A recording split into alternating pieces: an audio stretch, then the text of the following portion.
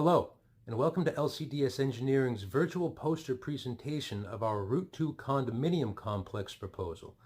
With the rising prices of housing in Boston and the lack of free space to expand, our team has developed a plan to construct a series of residential structures over Route 2 between the towns of Arlington and Belmont, creating 162 new residential units close to the city in the open air, which would otherwise go untouched.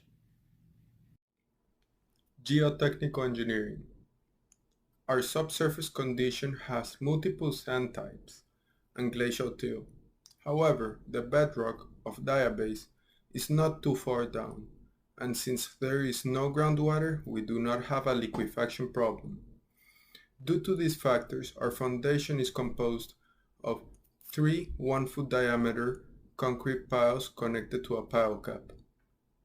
This design of foundation will have a total of 72 piles and 24 pile caps per building, assuring an allowable capacity of 10,392 kips per building without a problem.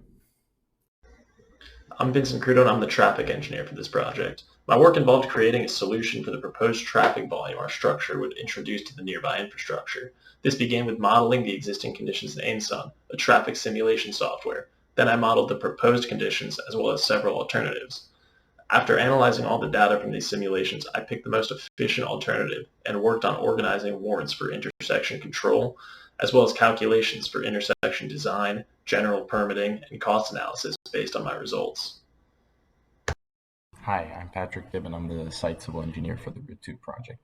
The 3 condos to be constructed over the Route 2 are of equal design at 108 feet in width and 300 feet in length.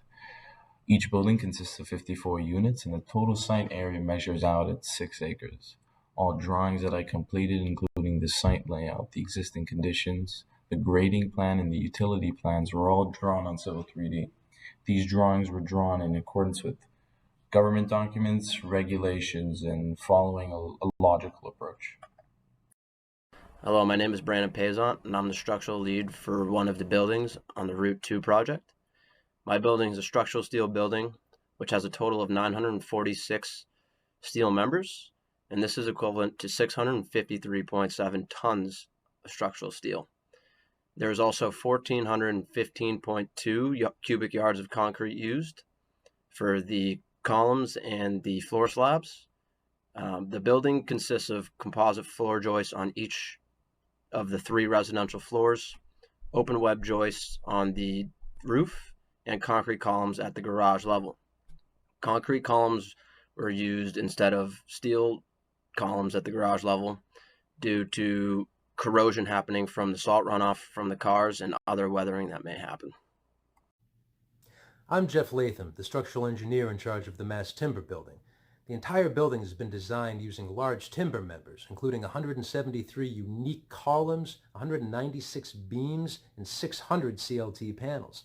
The structural members have all been designed in CAD software for fit and interference, and they'll arrive at the job site ready to assemble.